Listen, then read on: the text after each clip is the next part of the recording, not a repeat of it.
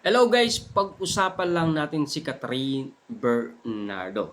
Ayon kasi sa update sa atin ni Christy Permin, Catherine Bernardo nakaka-move on na daw kay Daniel Padilla. Ayon kasi sa balita, si Catherine Bernardo daw ay tumingin ng magazine ni Daniel Padilla kung sa tingin niya ay meron pa itong nararamdaman feelings sa dati niyang ex-boyfriend na si Daniel Padilla. Subalit marami nang nakakapansin kay Catherine Bernardo na tila nakaka-move on na at tila okay na talaga ang kanyang puso. Dahil ika nga nila, meron na siyang sariling jowa, kumbaga. Dahil si Mayor Mart Alcala. Subalit wala pa naman pag-amin sa dalawa kahit nasabihin natin na lagi daw silang lumalabas ngunit wala pa talagang resibo magpapatunay na totoo ang kanilang relationship na pinag-uusapan.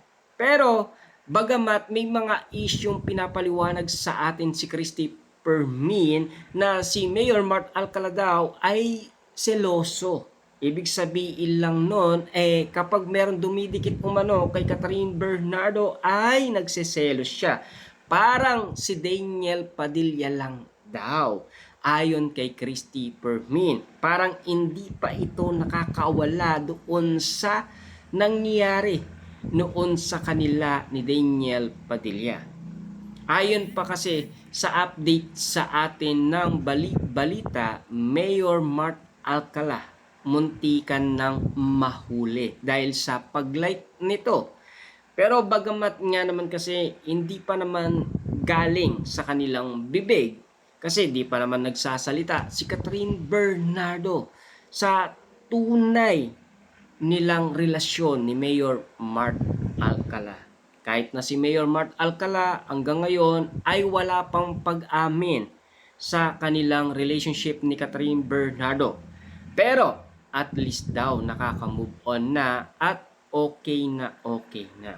Ibig sabihin nun, okay na siya para kay Mayor Mart Alcala. Ibig bang sabihin nito, sa nakikita natin kay Catherine Bernardo, mukhang masigla na siyang tignan, hindi katulad noon.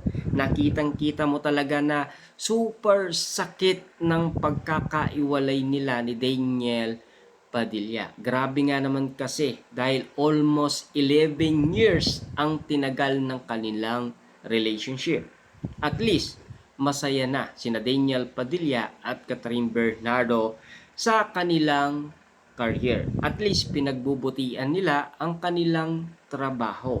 At least sa nakikita natin ngayon na kinalalagyan ni Catherine Bernardo, papalapit ng papalapit ang kanyang teleserye kasama umano ang kanyang love team na si James.